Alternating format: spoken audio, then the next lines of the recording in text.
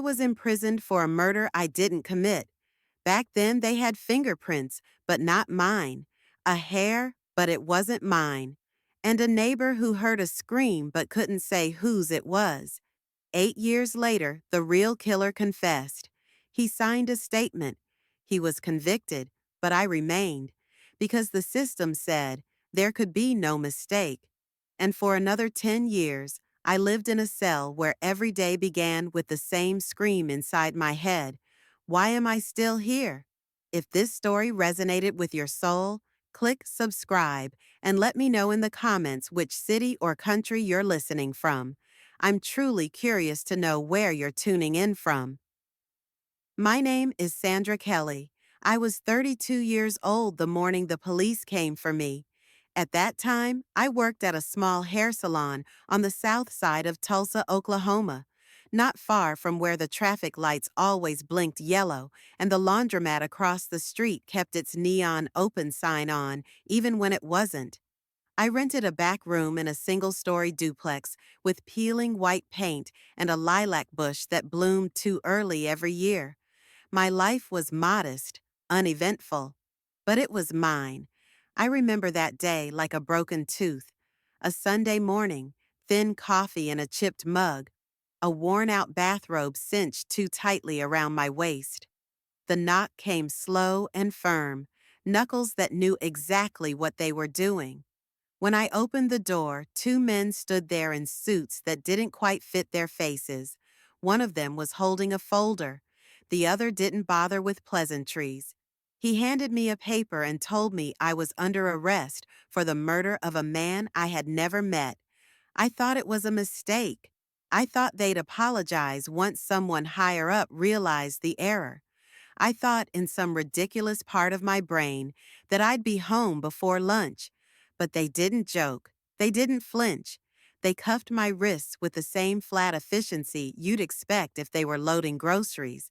They led me out while the neighbor across the street watered her lawn in curlers and stared. At the station, the room smelled of stale air and dry ink.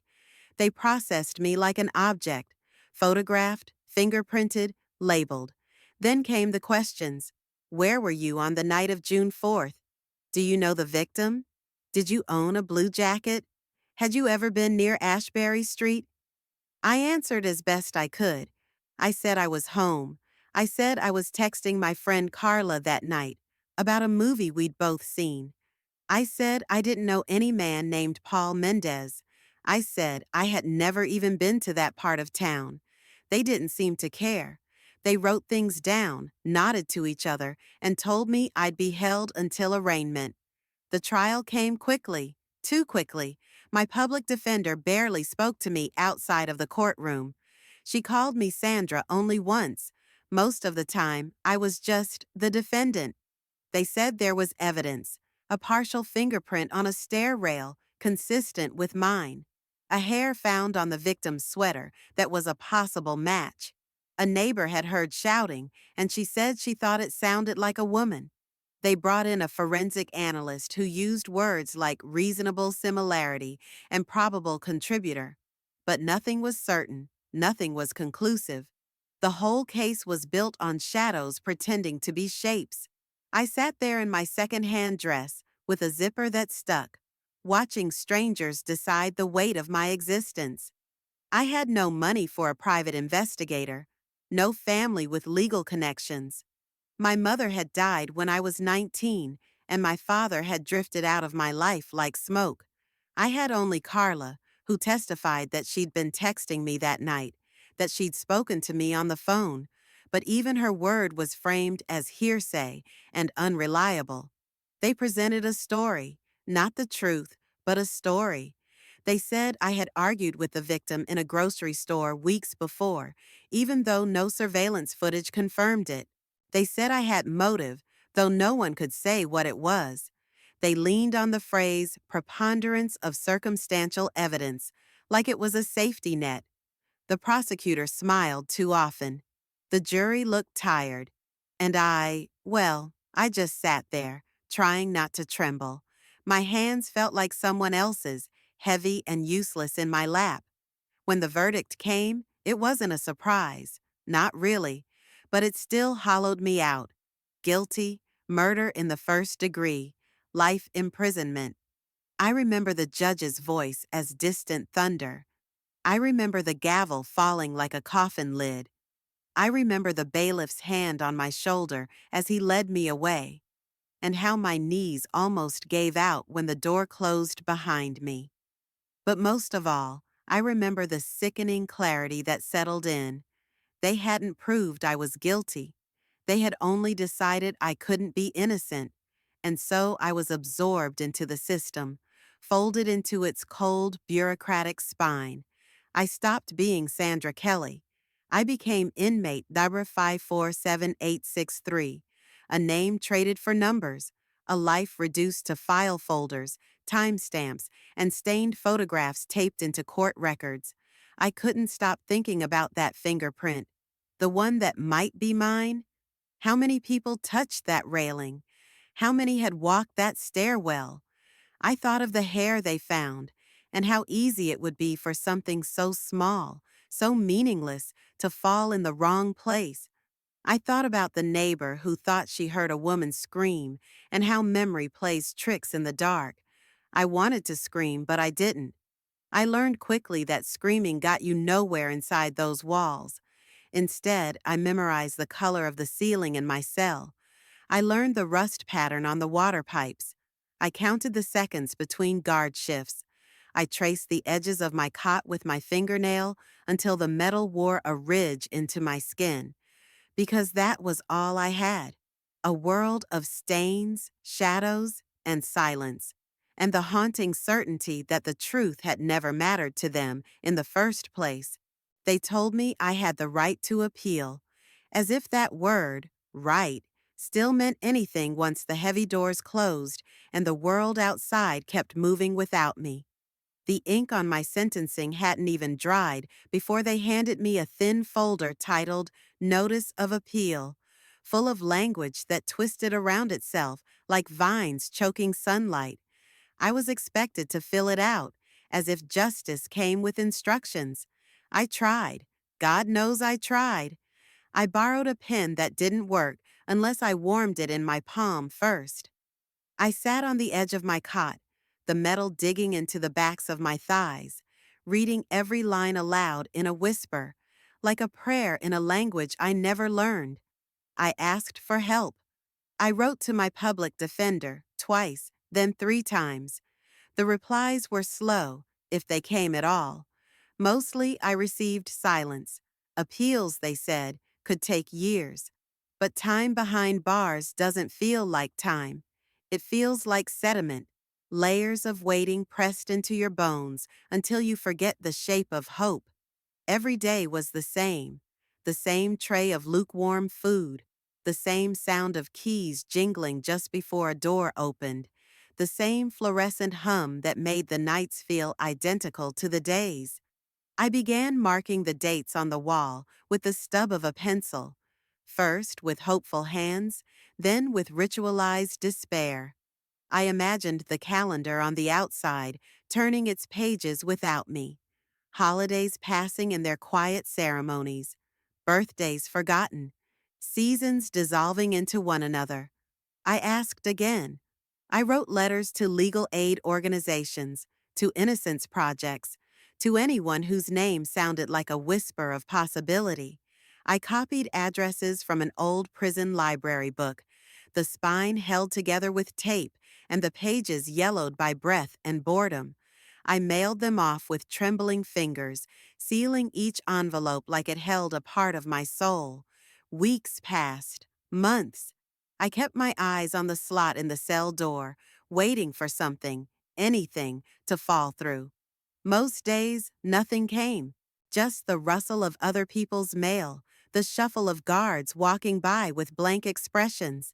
I started to believe I had become invisible, not just to the system, but to the entire country, as if I had slipped between the lines of a story no one wanted to keep reading. The appeal sat in some dusty corner of a courthouse, I imagined, unopened or delayed or misfiled beneath the weight of more important cases, cases with headlines, cases with public pressure. I was not one of those. I had no media, no scandal, just a quiet file with my name misspelled once and never corrected. In the meantime, life inside settled into its pattern. I was assigned to laundry duty, pressing uniforms stiff with starch, inhaling the sharp scent of industrial soap. I learned to fold corners just so. I stopped looking in mirrors, though there were few to begin with. When I saw my reflection in the metal of the dryer door, it startled me. My own eyes looked unfamiliar, like they belonged to someone else entirely. I made few friends, not because I didn't want them, but because trust inside those walls was a fragile thing. One wrong word could stretch into rumors, and rumors into trouble. So I kept to myself. I read case law like scripture. I copied it down into notebooks that I guarded like relics. I studied the statutes used against me, cross-referenced them, read footnotes until my vision blurred. That's when the bitterness began to settle. Not just anger, though there was plenty of that, but something deeper, something like erosion, a wearing away of belief. I began to suspect that no one had ever truly read my case, that no one cared whether the evidence was weak or that another name had surfaced years later. I heard whispers in the yard about the man who'd confessed. Some said he was already serving time for another crime. Some said he named me to deflect suspicion from someone else entirely. I didn't know what to believe. I only knew that I was still here, and he was not. Sometimes at night, I replayed the courtroom in my head, the way the judge never looked me in the eye, the way the prosecutor used words like likely and plausible as if they were synonyms for truth. I remembered the juror with the cough, the one who kept glancing at the clock, as if deciding my future was something that interrupted his lunch plans. I wondered if any of them remembered me now, or if I had already become another case number in the archives. There were moments, brief and sharp, when I thought about giving up, when the silence felt like a verdict louder than the one pronounced in court. But then I would find myself back at the books, tracing paragraphs, writing arguments I didn't know who would ever read. I wasn't a lawyer. I wasn't even educated beyond a GED. But I was determined. And in this place, determination was all I had. One afternoon, after nearly 2 years of unanswered letters, a single envelope arrived. It bore the seal of a legal nonprofit, the ink slightly smudged. Inside was a letter, not a promise, but a beginning. They had received my file. They were reviewing the circumstances, no guarantees, no assurances, but a beginning. I held that letter in my hands until my knuckles turned white. Not because it said anything miraculous, but because, for the first time in years, someone had written my name correctly, as if I mattered. It was then I realized the appeal process wasn't just legal, it was spiritual. It was a battle against silence, and silence in its most cruel form wasn't the absence of sound, it was the refusal to be seen. And so I wrote back. I wrote with ink that smeared and hands that shook. I wrote with every ounce of myself that still remembered who I was before the gates closed. Because somewhere in a file room or a mailbox or a clerk's desk, my name had surfaced again, and that, in this place, was enough to keep breathing. I still remember the exact way the sunlight filtered through the narrow window on the day I heard about it. A strip of golden light cutting across the cement floor, touching the rusted leg of the cot, illuminating the cracks in the paint like veins on old skin. I had been folding laundry when the guard called my name, his voice flat, almost disinterested, as if he were reading off a grocery list and not delivering a tremor that would split my world in two. There had been a confession. That was the word. Whispered, passed along, distorted by time and tone. A confession. Not a mistake, not a doubt, but a clear, undeniable admission. Another man had stood somewhere, maybe in a room like the one where I had once stood, maybe across a metal table under fluorescent lights, and said the words I had been shouting into silence for years. He had done it. He had committed the crime. The floor didn't shift. The walls didn't melt. No celestial chorus sang through the air ducts. The world remained still, stubbornly indifferent. But something inside me recoiled, not in joy, not even in relief, but in something much more fragile, something like grief. The kind of grief that comes when your suffering is suddenly confirmed, when the ghosts you tried to convince others were real finally take form, and everyone looks surprised. The details trickled in slowly. I was not given an official statement, no letter stamped with authority, just a name mentioned by a fellow inmate who worked in the law library, then a clerk who had heard something from her cousin who worked in records, then finally a printout, smuggled under a book, with his testimony from another case, a case where he had nothing left to lose. He was already serving a life sentence. His crimes had mounted like trash in a forgotten alley. This last one, my case, had lingered in the shadows of his conscience, or maybe he was just trying to bargain for leniency elsewhere. I didn't care why he confessed, only that he did. In his statement, he described everything: the location, the weapon, the timeline, things only the true perpetrator could have known, things that had once been brushed off as inconclusive or irrelevant when I tried to explain them in my own defense. Reading his words was like walking back through the nightmare with the lights finally on. Each sentence stripped away a layer of the confusion that had blanketed my memories. I recognized the patterns in his story. They matched the things I had whispered into my pillow in the dark, the logic I had clung to when everyone told me it didn't matter what I believed. He even mentioned the red scarf. That detail hit me the hardest. The red scarf that had been used as a timeline marker in my trial, twisted to fit their version of the truth. I had told them it wasn't mine. They didn't believe me. But he described it perfectly: the material, the way it was left behind. And yet nothing happened. That was the most unbearable part. You'd think a confession like that would set the machine of justice roaring to life, that gears would turn, judges would call emergency hearings, and doors would creak open with apology on their hinges. But nothing came. No visitors, no announcements, not even a letter. I thought about what justice meant in a place like this. It wasn't what they taught in school, all scales and blindfolds and noble oaths. It was paperwork, it was politics, it was pride, and I had no place in any of those things. The legal organization I had been corresponding with sent me a letter weeks later. They had seen the confession. They were working on a motion. They told me to be patient, that these things took time. But time was the very thing I had already given. I watched the women around me come and go. Some released quietly in the dead of night. Others returned, faces hardened or broken. I remained, with knowledge that I should not be here, and no one willing to open the gate. The worst nights were the ones where hope burned too brightly. When I imagined the warden calling me in, his face serious, holding a file marked with my name and the word exonerated printed in bold letters, I'd imagine stepping outside, feeling real air, smelling the metallic sweetness of rain on concrete, hearing a voice call my name with love instead of authority.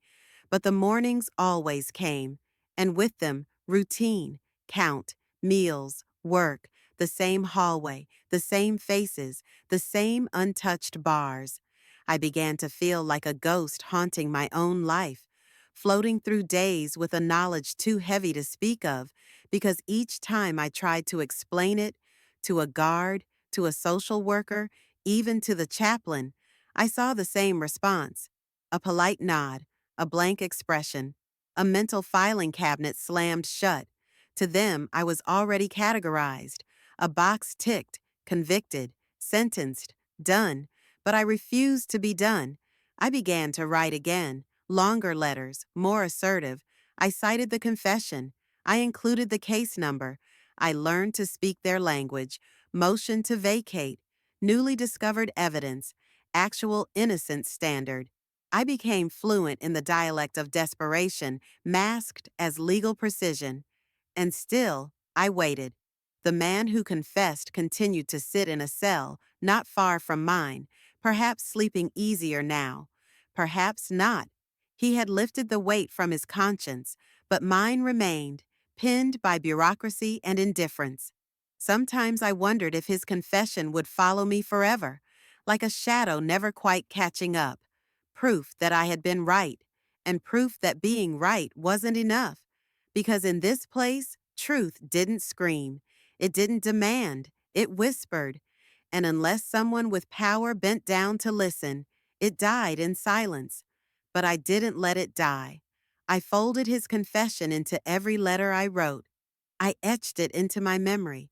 I clung to it like a relic from a life I still believed in, even if I couldn't reach it yet. Because if I didn't hold on, no one would. And I had already been forgotten once, never again. I never noticed the seasons anymore. Time inside the prison didn't pass in colors, but in echoes. Shoes against concrete, keys in locks, distant murmurs from corridors that smelled like disinfectant and resignation. The calendar above my bunk faded until even the red circles I used to mark with a stub of pencil became ghosts. Time lost its shape. Days weren't days. They were just units of survival. Blinks, breaths, one less heartbeat to count. The confession had come and gone, like a ripple on the surface of a pond where nothing ever truly moved. I had imagined that confession as a detonator. I thought it would shake the very foundations of the walls holding me here. Thought it would punch through bureaucracy like lightning through a rotted tree. But the tree stood, and so did the walls. The court said they needed more time. The paperwork had to be processed. The evidence had to be reevaluated. Judges retired. Clerks lost files. Legal aid offices rotated staff. Everyone said they were sorry. Everyone said they were trying. But no one opened the door. 10 years. 10 years after that man admitted the crime I had carried like a stone on my back, I was still brushing my teeth under fluorescent lights, still sharing a toilet with a woman who had carved tally marks into her bed frame until she ran out of room, still counting down a sentence that was supposed to have ended in justice, but only deepened in cruelty. I began aging in strange ways, not in the mirror. I barely looked at myself anymore, but in my bones, in the way I moved slower without noticing, in the way I no longer flinched at the sound of steel doors slamming shut, in how I stopped expecting my name to be called for anything but roll call. Birthdays passed like smudges. My mother died and no one told me until weeks later. A cousin sent me a single card one Christmas. "We're thinking of you." But there was no return address. I had become a ghost even to the ones who used to love me. And all the while, that confession gathered dust in some file drawer labeled pending. It existed. It was real. I wasn't insane. I wasn't delusional. I had proof. But proof I had learned meant nothing without momentum. And the only people who seemed to care were too far down the ladder to make anything happen. So I waited. I read law books until the words blurred. I filed motions. I wrote letters to senators, governors, advocacy groups. Most went unanswered. Some replied with form letters, a checkbox marked, regretfully declined. I saved those too, each one a monument to a system designed not to see. I watched women leave who had done worse than I ever had. Some were gleeful, their eyes shining with freedom. Some walked out hollow, like they no longer trusted the sun. I never envied them. I didn't have the energy for envy. I simply watched and wondered if my turn would ever come. Inside, I developed rituals. I made tea from hot water and paper-thin bags rationed at canteen. I copied pages of legal opinions by hand, as if transcribing someone else's power would one day give it to me. I cleaned the same corner of the library every day, not because it needed it, but because I needed the illusion of control. And I counted, not in numbers, but in missed moments. I missed my niece's wedding. I missed my father's funeral. I missed the moment my body crossed from youth into something else, something aching and slow and irreversible. I missed the taste of fresh blueberries in June. I missed thunderstorms heard from a safe bed. I missed laughing so hard I cried. I missed my own voice unfiltered by this place. 10 years. 10 years after the truth had been spoken aloud, I was still here, waiting for a system to acknowledge me. Waiting for someone to admit that not only had they been wrong once, but they had allowed the wrong to calcify for a decade. And during that decade, I became two people. There was the me that the prison saw, inmate 37104, quiet, polite, kept to herself, low risk, invisible. A model prisoner, they called me once, as if that was something to aspire to. And then there was the me who refused to vanish, the one who kept rereading the transcript of that confession, the one who clutched it like scripture, the one who still believed that one day the door would open, not because of mercy, but because I had earned it. They called what happened to me a clerical delay, a procedural misstep, a slow docket. But I called it what it was: theft. 10 years stolen not just from the outside world, but from the person I could have been, from the life I might have rebuilt, from the healing I could have started, from the identity I could have reclaimed if only the truth had mattered as much as the record. And yet I kept going. Because if I stopped, if I surrendered, then the theft would be complete. Then I would not only have lost time, I would have lost myself. So I stitched those 10 years into every letter I wrote. I carried them into every parole hearing, every legal meeting, every small conversation with someone who might listen. I made them part of my breath, part of my reason, part of the fuel that burned without flame in my chest. Because one day I knew someone would ask me how I survived 10 years after being proven innocent, and I would have to look them in the eye and say, I didn't. I endured. There's a difference. It wasn't the evidence that betrayed me. It was the people who touched it. The fingerprints of arrogance and indifference smudged over everything. The reports, the photographs, the statements copied and recopied until they lost their shape. The box that held the case against me didn't smell of gunpowder or blood. It smelled of coffee stains, paper clips, and bureaucratic dust. They called it circumstantial, but in court, circumstantial wrapped around my neck like wire. I remembered how the photographs had been passed around the courtroom. Enlarged, grainy, imprecise. My coat on a chair. My car 3 blocks away. A receipt with a timestamp, a witness who thought I looked familiar, and a man on the witness stand who swore he saw someone like me near the alley where it happened. Not me, like me. That difference, small and sharp, disappeared under the weight of prosecutorial confidence. They had been so sure. And now, years later, as I sat in the prison law library, I looked again at the photographs from the trial, copies I had requested through slow, begrudging channels. The same images I had once turned away from now lay flat in front of me, underlined and labeled with my own annotations. This time, I wasn't the accused. I was the analyst, the reviewer, the only one who still gave a damn. It was winter in my bones that afternoon. The heat had gone out again in our block, and even the pages I turned felt cold. But as I went through the files line by line, the temperature rose in my chest, slow and furious. There, in the corner of one photo, a timestamp that didn't match the police report.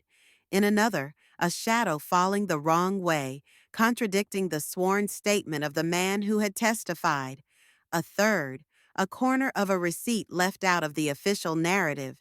Tiny things, things only someone desperate would notice, things no one had wanted to see before.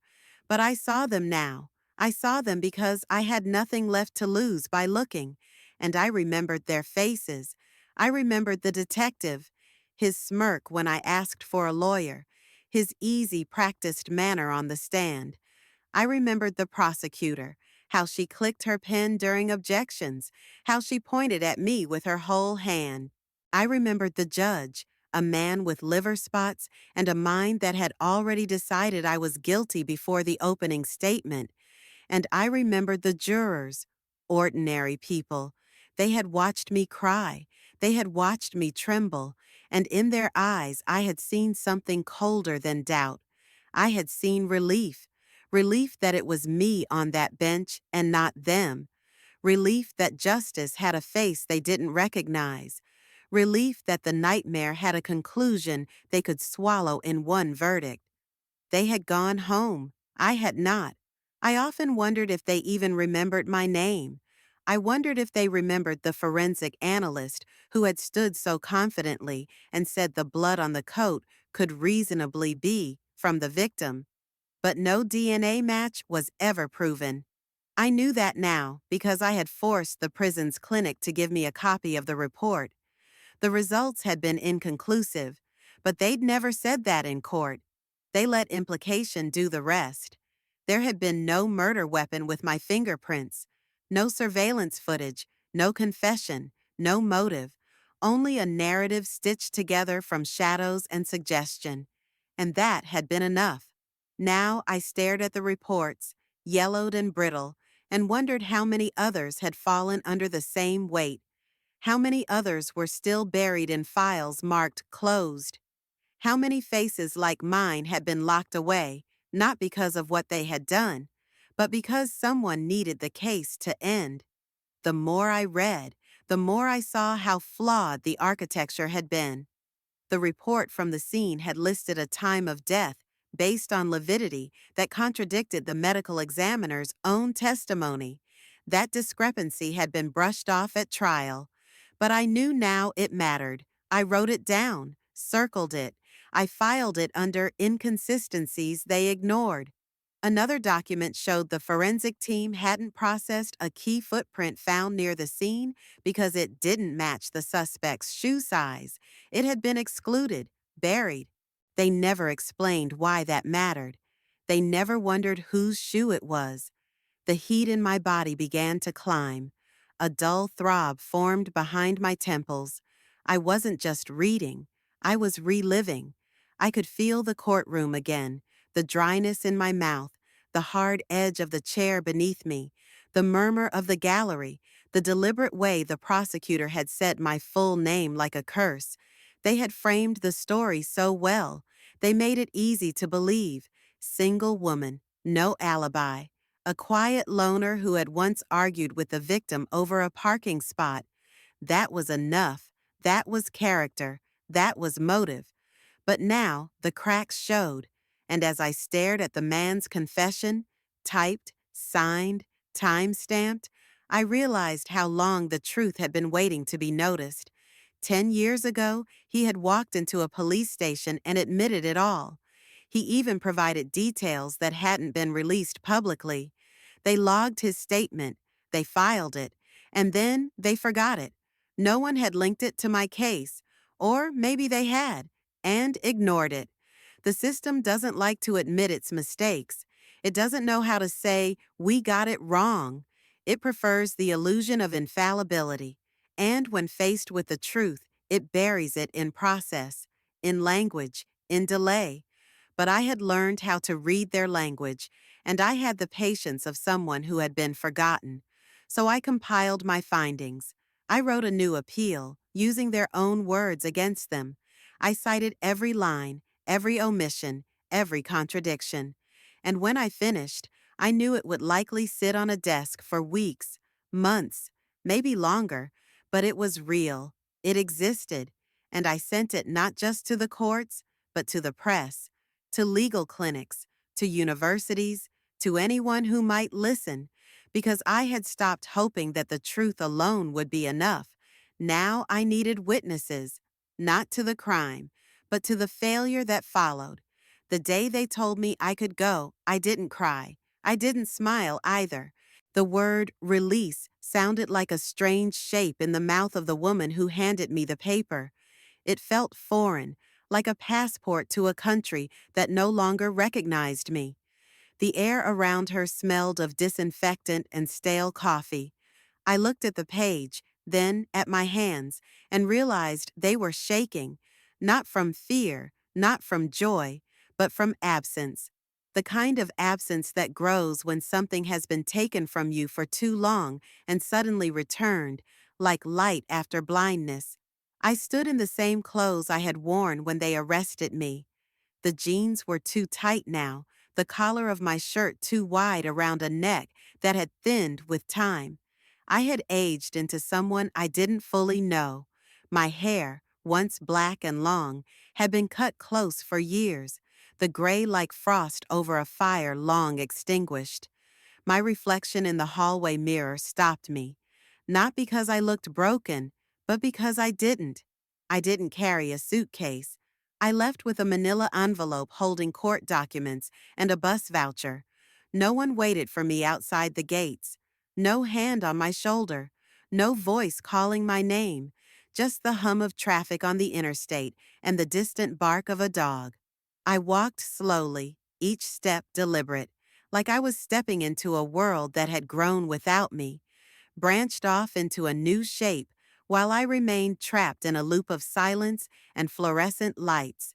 The bus stop was a bench beside a field gone to weeds. I sat down, feeling the cold metal seep into my skin. A teenager nearby scrolled on his phone, never once looking at me. The driver didn't greet me either. I took a window seat, and for 2 hours I watched the world blur past. Fast food signs, outlet malls, digital billboards glowing with offers and faces I didn't recognize. The pace of it all made my heart feel slow. Freedom didn't come with a ceremony. It came with a plastic bag of belongings, a stiff seat, and silence. When I arrived in the city, the noise was unbearable. People moved as if chased, eyes down, voices clipped and cold.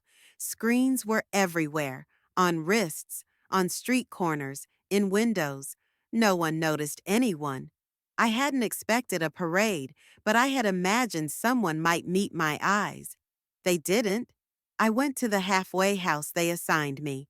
A woman behind bulletproof glass asked for my ID, then handed me a sheet with rules typed in bold letters. I nodded, signed, and followed her pointing finger to a narrow room with a cot, a window sealed shut, and a small desk bolted to the floor.